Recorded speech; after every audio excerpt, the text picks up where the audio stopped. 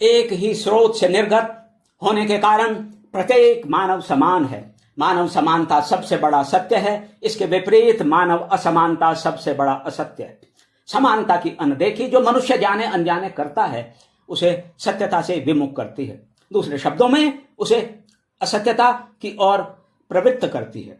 इसीलिए व्यक्ति सत्य नहीं अपितु असत्य मार्ग पर चलता है, वह सत्य तक नहीं पहुंचता। मानव समानता के सत्य की स्वीकार्यता, जिसके साथ आर्थिक समानता, स्वतंत्रता, नागरिक अधिकार और सामाजिक न्याय जैसे अति महत्वपूर्ण पहलू भी जुड़े हुए हैं, तदनुसार परस्पर व्यवहार शांति स्थापना का एक श्रेष्ठ मार्ग है।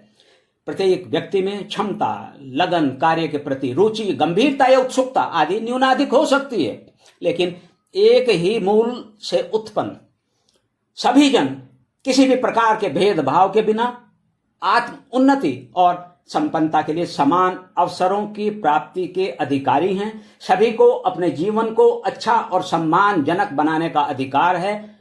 जीवन को अपने निर्धारित लक्ष्य तक ले जाने का समान अधिकार है।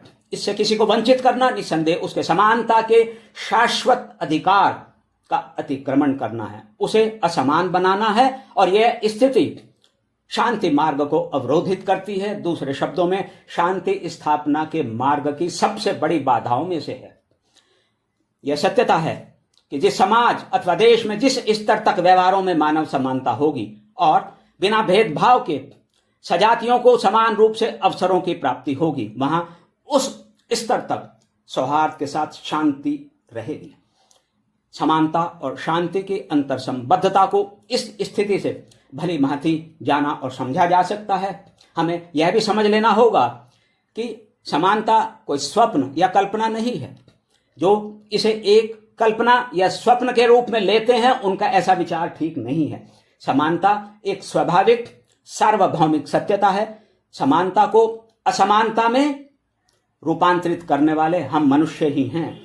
इसलिए बृहद स्तर पर शांति के लिए सजातीय समानता की महत्ता को समझना और परस्पर व्यवहारों में समानता को अपनाना, साथ ही वंचित जन के अधिकारों की सुरक्षा सुनिश्चित करने के लिए आगे आना आज विश्व की सबसे बड़ी आवश्यकता है।